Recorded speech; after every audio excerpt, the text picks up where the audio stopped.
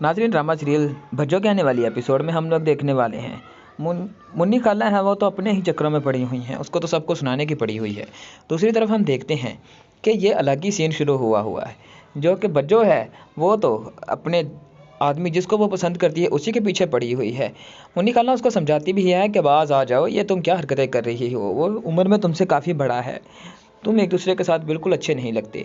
लेकिन बच्चों को तो इस बात का ज़रा भी फ़र्क नहीं है, वो कहती है बस ठीक है, मुझे अच्छा लगता है तो ठीक है, मैं उससे ही शादी करूँगी।